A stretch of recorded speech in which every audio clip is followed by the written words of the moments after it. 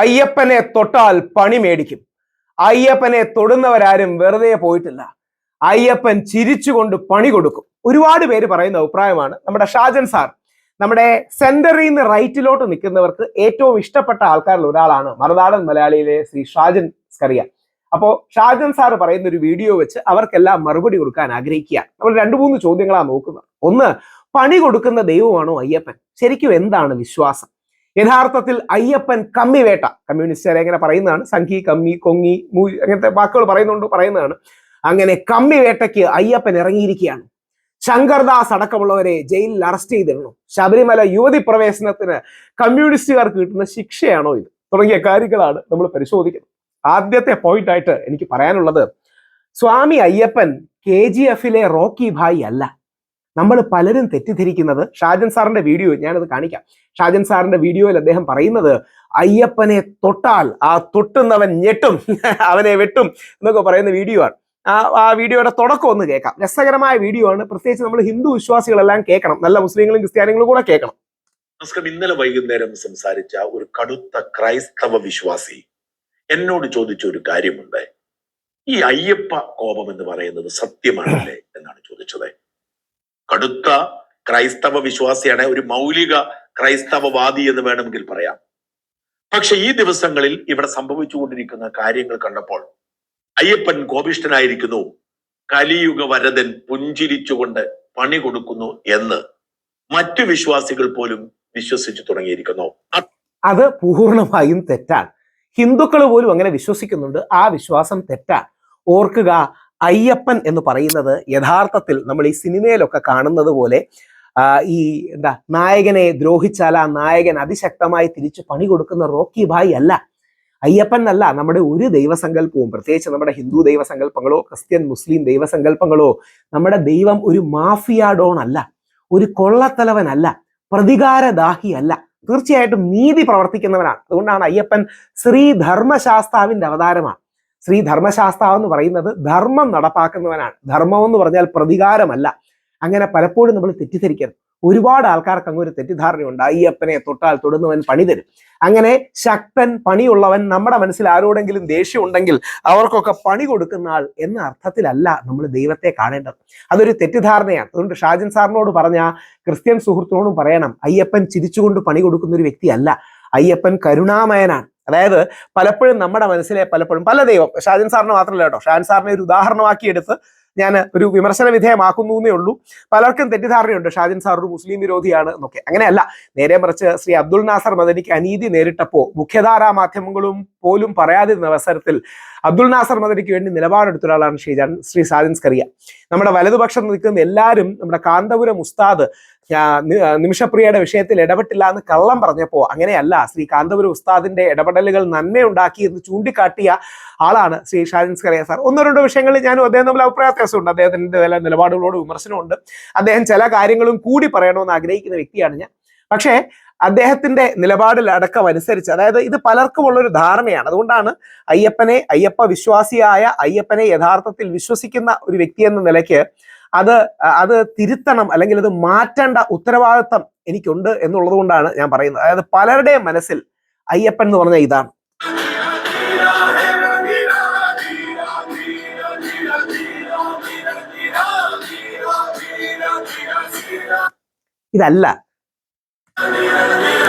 ഇതല്ല അയ്യപ്പൻ, ഇതല്ല നമ്മുടെ ദൈവം. അത് നമ്മുടെ മനസ്സിലെ ആരോടെങ്കിലും ദേഷ്യമോ നമ്മുടെ വിഷമമോ നമ്മുടെ പ്രതികാരമോ ഒക്കെ നമുക്ക് വേണ്ടി ദൈവം തീർക്കുമെന്നുള്ള ചിന്തയിൽ നിന്ന് നമ്മൾ പറയുന്നതാണ്. കണ്ടോ, ശബരിമലയിൽ കമ്മ്യൂണിസ്റ്റുകാരും ശ്രീ പിണറായി വിജയനും അങ്ങനെ കയറ്റി, അതുകൊണ്ട് നാളെ അവർക്ക് കിട്ടുന്ന പണി അതാണ്. അത് നമ്മുടെ മനസ്സിലെ ദേഷ്യമാണ്. നമുക്ക് നീതി വേണം, നമ്മൾ ഫൈറ്റ് ചെയ്തു, നമ്മൾ ജയിച്ചു. ഇനി ഷാജൻ സാറിന് ബാക്കി ആരെക്കാട്ടി ഇത് പറയാൻ അർഹതയുണ്ട്. കാര്യം ശബരിമല പ്രക്ഷോഭം കൊടുമ്പിരി കൊണ്ടപ്പോൾ ഒരു മുഖ്യധാരാ മാധ്യമവും ആദ്യം പ്രക്ഷോഭകാരികളെയും വിശ്വാസികളെയും സപ്പോർട്ട് ചെയ്യില്ല. ഞങ്ങളെയൊന്നും ആരും സപ്പോർട്ട് ചെയ്യില്ല. ആദ്യമായി സപ്പോർട്ട് ചെയ്തിരുന്ന ഡിജിറ്റൽ മീഡിയയും ആദ്യമായ ഒരു മുഖ്യധാര ഫേസ് വാല്യൂ ഉള്ള മാധ്യമ പ്രവർത്തകൻ ശ്രീ ഷാജനാണ്. അദ്ദേഹത്തിന് ഇത് പറയാൻ അർഹതയുണ്ട്. പക്ഷെ അദ്ദേഹത്തോട് എനിക്ക് പറയാൻ ആഗ്രഹിക്കുന്നത്, ധീര ധീര അല്ല അയ്യപ്പന്റെ സോങ്, ഇതാണ്. മണ്ണിലും വിണ്ണിലും തൂണിലും തുരുമ്പിലും ദൈവമിരിക്കുന്നു, അവൻ കരുണാമയനായി കാവൽ വിളക്കായി കരളിലിരിക്കുന്നു.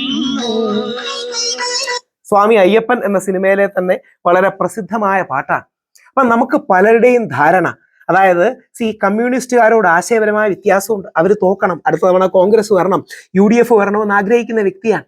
പക്ഷെ കമ്മ്യൂണിസ്റ്റുകാരെ പോലും അകാരണമായി ആക്രമിക്കുന്നത് സ്വാമി അയ്യപ്പൻ അല്ലെങ്കിൽ യേശു ക്രിസ്തു അല്ലെങ്കിൽ പ്രവാചകൻ മുഹമ്മദ് നബി അല്ലെങ്കിൽ ശ്രീരാമൻ, ആരെ വിളിച്ചാലും അവർക്ക് യോജിക്കാൻ കഴിയില്ല. കാര്യം ദൈവം നീതിയാണ്. കാടടച്ച് വെടിവെക്കുന്നവരെയും അപ്പുറത്ത് നിൽക്കുന്ന എല്ലാവരെയും മോശക്കാരനാക്കുന്നവനല്ല ദൈവം, ഒന്ന് തിരിച്ചറിയണം. എന്താ ഇത് പറയുന്നതെന്ന് പറഞ്ഞാൽ രണ്ടു കോണ്ടെക്സ്റ്റ് ഉണ്ട്, കേൾക്കാം. ഈ ദിവസങ്ങളിൽ ഇവിടെ സംഭവിക്കുന്നതല്ല. നോക്കുക, 2018 സംഭവിച്ചത് എന്താണ്? ഒരു കാരണവുമില്ലാതെ സുപ്രീം കോടതി വിധിയുടെ പേര് പറഞ്ഞുകൊണ്ട് ശബരിമലയിൽ ആചാര ലംഘനം നടത്താൻ സർക്കാർ മുൻകൈയെടുത്തു. അത് കറക്റ്റാണ്. പക്ഷെ ശബരിമല സുപ്രീം കോടതി വിധി തന്നെ തെറ്റായിരുന്നു. 4-1 എന്ന് വന്ന വിധി തെറ്റായിരുന്നു എന്നുള്ളതാണ് ഇതിന്റെ അടിസ്ഥാനം. അതിനുശേഷം മാത്രമേ ശ്രീ പിണറായി വിജയൻ സർക്കാരിന്റെ പ്രാധാന്യവും കാര്യങ്ങളും വരുന്നുള്ളൂ.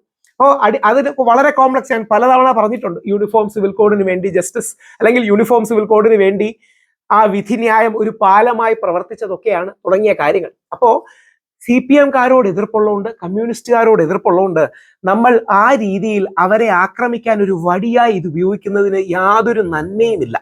ഇനി അറിഞ്ഞിരിക്കേണ്ട കാര്യം, കടകംപള്ളി സുരേന്ദ്രൻ അടക്കം, എനിക്ക് ശ്രീ കടകംപള്ളി സുരേന്ദ്രനോട് പ്രത്യേകിച്ച് യാതൊരു വ്യക്തിപരമായ ബന്ധമോ കാര്യം ഉണ്ടായിട്ടല്ല. ശ്രീ കടകംപള്ളി സുരേന്ദ്രൻ, ശ്രീ പത്മകുമാർ, ശ്രീ വാസു സർ അല്ലെങ്കിൽ ശ്രീ വാസു, ഇവരടക്കം കടകംപള്ളി സുരേന്ദ്രൻ ആദ്യം ശബരിമലയിൽ ആക്ടിവിസ്റ്റുകളും സ്ത്രീകളും വേറെയാണ് എന്ന് ചൂണ്ടിക്കാണിച്ച വ്യക്തിയാണ്. ശ്രീ കടകംപള്ളിയെ കടന്നാക്രമിക്കുന്നതിന് ഒരു അർത്ഥവുമില്ല. ഇതിനർത്ഥം എനിക്ക് കടകംപള്ളിയോട് എന്തെങ്കിലും ബന്ധമോ ഇഷ്ടമുണ്ടോന്നോ അല്ല. പകരം നമ്മൾ പറയുമ്പം സത്യമാണ് പറയേണ്ടത്. ശബരിമല സ്വർണ്ണക്കൊള്ള നമ്മളെ എല്ലാം വേദനിപ്പിച്ച, വിഷമിപ്പിച്ച, മനസ്സ് മുറിയിച്ച, ആത്മാവ് വേദനിപ്പിച്ച സംഭവമാണ്. പക്ഷേ അയ്യപ്പനെ ഉപയോഗിച്ചൊരു വടിയായി CPM-കാരെ തല്ലാനോ കമ്മ്യൂണിസ്റ്റുകാരെ തല്ലാനോ വേണ്ടി അല്ല നമ്മളിത് പറയേണ്ടത്. അല്ലെങ്കിൽ ഏറ്റവും എനിക്ക് വിഷമം തോന്നിയത് നമ്മുടെ ശങ്കർദാസ് എന്ന് പറയുന്ന വ്യക്തി. ശങ്കർദാസ് എന്ന് പറയുമ്പോൾ ഏകദേശം 83-84 വയസ്സുള്ള ഒരു വ്യക്തിയാണ്. അപ്പൊ ഇന്നലെ ഞാൻ ഏഷ്യാനെറ്റ് ചർച്ചയിൽ ഇത് പറഞ്ഞപ്പോൾ അത് വലിയ തർക്കങ്ങളിലേക്കും മറ്റും നയിച്ചു. ശ്രീ ശങ്കർദാസിന് ഇപ്പോൾ ഏകദേശം 83-84 വയസ്സുണ്ട്. പക്ഷാഘാതമൊക്കെ വന്ന് നിൽക്കുന്ന വ്യക്തിയാണ്. അദ്ദേഹത്തെ അങ്ങനെ അറസ്റ്റ് ചെയ്ത് ബുദ്ധിമുട്ടിക്കരുതെന്ന് ഞാൻ പറഞ്ഞു. അതായത് ഇനിയും ഈ ഘട്ടമല്ലേ, ഇനിയും ട്രയൽ വരുമ്പോൾ അദ്ദേഹത്തിന് കുറ്റം എന്തെങ്കിലും ഉണ്ടെങ്കിൽ ട്രയൽ വരുമ്പോൾ തെളിയിക്കട്ടെ, അല്ലാതെ ട്രയലിന് മുമ്പ് അദ്ദേഹത്തെ ജയിലിൽ കിടത്തുന്നത് ശരിയല്ല. അപ്പൊ എന്നെ വളരെ സീനിയറായ 2 രാഷ്ട്രീയ താല്പര്യങ്ങൾക്ക് അതീതമായി നിൽക്കുന്ന ആൾക്കാർ വിളിച്ചു പറഞ്ഞു, യഥാർത്ഥത്തിൽ ഈ DIG-യുടെ എന്താ പറയുക ഫാദറാണ് ഇദ്ദേഹം. DIG ഹരിശങ്കറിന്റെ പിതാവാണ്. അതുകൊണ്ട് തന്നെ പോലീസ് പരമാവധി സംരക്ഷിക്കാൻ ശ്രമിക്കുകയാണ്. പക്ഷേ അയ്യപ്പൻ വെറുതെ വിടില്ല. സാറേ, അയ്യപ്പൻ എന്താണ്? അയ്യപ്പൻ DIG ഹരിശങ്കർ ഇത് പറയുന്നതിന്റെ താല്പര്യം എന്ന് പറഞ്ഞാൽ ശ്രീ K. സുരേന്ദ്രനൊക്കെ പറയുന്ന ഒരു വാദമാണ്. അതായത് ഈ ഹരിശങ്കർജിയെ കോട്ടയത്ത് ഉപയോഗിച്ചാണ് ശ്രീ പിണറായി വിജയൻ 2 യുവതികളെ കയറ്റിയത്. അത് ശരിയാകാനുള്ള സാധ്യതയുണ്ട്. അത് അങ്ങനെ ഒരു വാദം കുറച്ചു കാലമായി കേൾക്കുന്നുണ്ട് എന്ന് പറഞ്ഞ് ഈ പ്രായമായി കിടക്കുന്ന 84 വയസ്സുള്ള ശ്രീ ഹരിശങ്കറിന്റെ അച്ഛനായ ശങ്കർദാസിനെ അയ്യപ്പൻ ശിക്ഷിക്കൂ? നമ്മുടെ അയ്യപ്പനെ കുറിച്ചോ അല്ലെങ്കിൽ നമ്മുടെ മതസൗഹാർദ്ദവാദിയായ വെളുത്താന്ന ക്രിസ്ത്യാനി അയ്യപ്പന്റെ സഹോദര തുല്യനായ തന്റെ ബെസ്റ്റ് ഫ്രണ്ട് മുസ്ലിമായ വാവരുള്ള അയ്യപ്പന്റെ അല്ലെങ്കിൽ എല്ലാരെയും ഒരുമിച്ച് നിർത്തിയ അയ്യപ്പൻ 2018 അദ്ദേഹത്തിന്റെ മോൻ അങ്ങനെ ചെയ്തിട്ടുണ്ടെങ്കിൽ, എനിക്കറിയില്ല ചെയ്തിട്ടുണ്ടെന്നാണ് പലരും പറയുന്നത്. ചെയ്തിട്ടുണ്ടെങ്കിൽ 2025 അദ്ദേഹത്തിന്റെ അച്ഛനോട് പ്രതികാരം ചോദിക്കൂ. നമ്മൾ നമ്മുടെ ദൈവസങ്കല്പങ്ങളെ അങ്ങനെയാണോ പരമാവധി സംരക്ഷിക്കാൻ ശ്രമിക്കുകയാണ്. പക്ഷേ അയ്യപ്പൻ വെറുതെ വിടില്ല. അങ്ങനെ അല്ല സാർ, അയ്യപ്പൻ അങ്ങനെയൊന്നുമില്ല. നമുക്ക് അവരോട് ദേഷ്യം കാണാം, നമുക്ക് അവരോട് അങ്ങോട്ടും ഇങ്ങോട്ടും വിരോധം കാണാം. നമ്മുടെ ഷാജൻ സാർ വളരെ ശക്തമായിട്ട് ശബരിമലയ്ക്ക് വേണ്ടി വോയിസ് റേസ് ചെയ്താണ് വിശ്വാസികളായ ഞങ്ങളെ സപ്പോർട്ട് ചെയ്ത്. ഞാൻ ജയിലിലടക്കം കിടന്ന് പട്ടിണി അടക്കം കിടന്നതല്ലേ. ഇതിന്റെ വികാരം എന്റെ മനസ്സിലുമുണ്ട്. പക്ഷേ പ്രതികാരം ചെയ്യലല്ല നീതി എന്ന് നമുക്ക് മനസ്സിലാക്കണം. അതുകൊണ്ടാണ് നമ്മുടെ ബിന്ദു അമ്മിണിയെ ചില ആൾക്കാർ നമ്മുടെ വലതുപക്ഷത്തെ കുറച്ച് കടുപ്പമേറിയ നിലപാടെടുക്കുന്നവര് ആക്രമിക്കുകയും തല്ലുകയും ഒരു പെപ്പർ സ്പ്രേ എന്തോ അടിക്കുകയും ചെയ്തു. ഞാൻ അവരെ വിളിച്ച് ക്ഷമ പറഞ്ഞു. അവരുടെ നിലപാടിനോട് നമുക്ക് വിയോജിപ്പുണ്ട്. പക്ഷെ അവരെ കായികമായി ആക്രമിക്കുന്നതിൽ ഒരു നന്മയില്ല. കനകദുർഗയോട്, ബിന്ദു അമ്മണിയോട്, രഹന ഫാത്തിമയോട് വിയോജിപ്പുണ്ട്. ശ്രീ ഹരിശങ്കർ ഇങ്ങനെ ചെയ്തിട്ടുണ്ടെങ്കിൽ അദ്ദേഹത്തോട് വിയോജിപ്പുണ്ട്. ഉണ്ടോ എന്ന് എനിക്കറിയില്ല. പക്ഷെ അതിനർത്ഥം 84 വയസ്സായ അദ്ദേഹത്തിന്റെ അച്ഛനെ ജയിലിൽ പിടിച്ചിടണമെന്നാണ്. റെസ്പോൺസിബിലിറ്റി, ധാർമ്മികമായ റെസ്പോൺസിബിലിറ്റിയും കൾപ്പബിലിറ്റിയും വേറെയാണ്. അതായത് റെസ്പോൺസിബിലിറ്റി എന്ന് പറഞ്ഞാൽ ധാർമ്മികമായ ഉത്തരവാദിത്വമോ, കൾപ്പബിലിറ്റി എന്ന് പറഞ്ഞാൽ ഒരാൾ തെറ്റ് ചെയ്തോ, അങ്ങനെ തെറ്റ് ചെയ്തു എന്ന് തെളിയുന്നതിന് മുമ്പ് കാടടച്ച് വെടിവെച്ച് അതുമായിട്ട് ബന്ധപ്പെട്ട എല്ലാവരെയും വേട്ടയാടണം എന്ന് പറയുന്നതിൽ ഒരു അർത്ഥവുമില്ല. അതല്ല ദൈവീകത, അതല്ല നന്മ. അയ്യപ്പൻ ആരെയും വേട്ടയാടില്ല. അയ്യപ്പൻ പണി കൊടുക്കുന്ന ദൈവമല്ല. കരുണയും നന്മയും ധർമ്മവും നീതിയും നടത്തുന്ന ദൈവമാണ്. അതുകൊണ്ടാണ് വളരെ കൗതുകമുള്ള ഒരു കാര്യം കൂടെ പറഞ്ഞ് അവസാനിപ്പിക്കാം. ഇത് അയ്യപ്പ മാത്രമല്ല, അല്ലെങ്കിൽ ക്രിസ്ത്യാനികളും മുസ്ലിങ്ങളും അവരെ പ്രവാചകന്മാരെന്നും ദൈവദൂതന്മാരെന്നും വിളിക്കുന്നു. നമ്മൾ ഹിന്ദുക്കൾ അവരെ അവതാര പുരുഷന്മാരെന്നോ അല്ലെങ്കിൽ ദേവതമാരെന്നോ വിളിക്കുന്നു. വ്യത്യസ്ത പേരുകൾ വിളിക്കുന്നതേ ഉള്ളൂ. അയ്യപ്പൻ ഒന്ന് ഈ ഉഗ്രമൂർത്തി അല്ല, ശാന്തമൂർത്തിയാണ്. അയ്യപ്പൻ എന്താ പറയണേ, പല തരത്തിൽ മൂർത്തികളുണ്ട്. ഉഗ്രമൂർത്തി, ശാന്തമൂർത്തി, രൗദ്രമൂർത്തി എന്നൊക്കെ പറയുന്നത് പോലെ, അല്ലെങ്കിൽ യോഗമൂർത്തി. അയ്യപ്പൻ ഇതിൽ തന്നെ ശാന്തനായൊരു മൂർത്തിയാണ്. അങ്ങനെ രൗദ്രഭാവമുള്ള മൂർത്തികൾ വേറെയുണ്ട്. എല്ലാ നമ്മുടെ ദൈവീക സങ്കല്പങ്ങളും, ഉദാഹരണം യേശുക്രിസ്തു പ്രവാചകനെന്നും ദൈവപുത്രനും ഒക്കെ പറയുന്ന യേശുക്രിസ്തു കുരിശിൽ കിടക്കുന്ന സമയത്ത് നമുക്ക് വേണ്ടിയും അല്ലെങ്കിൽ തന്നെ കുരിശിലേറ്റിയവർക്കും കൂടെ വേണ്ടി പ്രാർത്ഥിക്കാൻ കഴിയുന്നതാണ് യേശുക്രിസ്തു. അതാണ് ദൈവീകമായ നന്മ. അതാണ് എന്താ പറയുക, മഹാത്മാഗാന്ധിയെ ഗോഡ്സെ കൊല്ലാൻ വരുമ്പോൾ തൻ്റെ കൂടെ 8 ദിവസം വന്ന് താമസിക്കാൻ ഗോഡ്സെയോട് പറയുന്ന മഹാത്മാഗാന്ധിയാണ് ആ ദൈവീകതയുടെ റെപ്രസെന്റേറ്റീവ്. അത് മഹാത്മാഗാന്ധിക്ക് നൂറ്റാണ്ടുകളൊന്നും ഉണ്ടായി. അയ്യപ്പനും വാവരും തമ്മിൽ യുദ്ധം ഉണ്ടായി.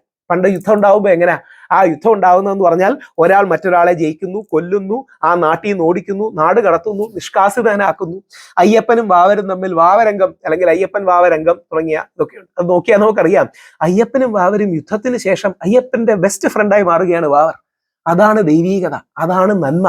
അതായത് യുദ്ധത്തിന് ശേഷം, ലോക ചരിത്രത്തിൽ വളരെ കുറവായിരിക്കും, യുദ്ധത്തിന് ശേഷം കൊന്നതുണ്ട്, ക്ഷമിച്ചു വിട്ടതുണ്ട്, അല്ലെങ്കിൽ നാട് കടത്തിയതുണ്ട്. പക്ഷെ യുദ്ധത്തിന് ശേഷം ഒരാൾ ബെസ്റ്റ് ഫ്രണ്ട് ആകുക എന്ന് പറയുന്നത്, അതാണ് അയ്യപ്പന്റെ മാജിക്. അതാണ് യേശുക്രിസ്തുവിന്റെ അല്ലെങ്കിൽ പ്രവാചകൻ മുഹമ്മദ് നബിയുടെ അല്ലെങ്കിൽ ബുദ്ധന്റെ അല്ലെങ്കിൽ മഹാത്മാഗാന്ധിയുടെ ദൈവീകതയുള്ള ഈ മനുഷ്യരുടെ എല്ലാം നന്മ എവിടെയാണ്? കൊണ്ട് അയ്യപ്പൻ പണി കൊടുക്കുകയല്ല, അയ്യപ്പൻ ഒരുമിപ്പിക്കുന്ന ഫാക്ടറാണ്. അതാണ് ശൈവരും വൈഷ്ണവരും, അയ്യനും അപ്പനും തമ്മിൽ ഫൈറ്റ് ചെയ്തിരുന്ന ഒരു കാലത്ത് അയ്യനെയും അപ്പനെയും ശൈവരെയും വൈഷ്ണവരെയും ഒന്നിപ്പിച്ച വ്യക്തിയാണ് അയ്യപ്പൻ.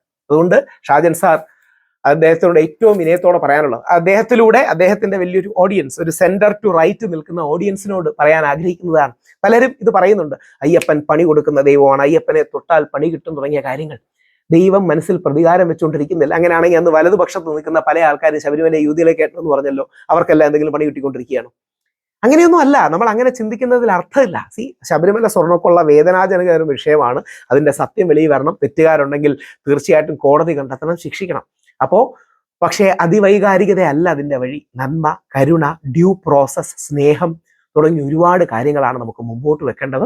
ഷാജൻ സാറും ആ കാര്യം ഓർക്കുമെന്ന് പ്രതീക്ഷിക്കുന്നു. ഷാജൻ സാറിലൂടെ, അദ്ദേഹത്തോട് മാത്രമല്ല കേട്ടോ, ഷാജൻ സാറിന്റെ ആ വലിയ ഓഡിയൻസിനോട് കൂടിയാണ് മറുപടി. അയ്യപ്പൻ KGF-ലെ റോക്കി ഭായ് അല്ല.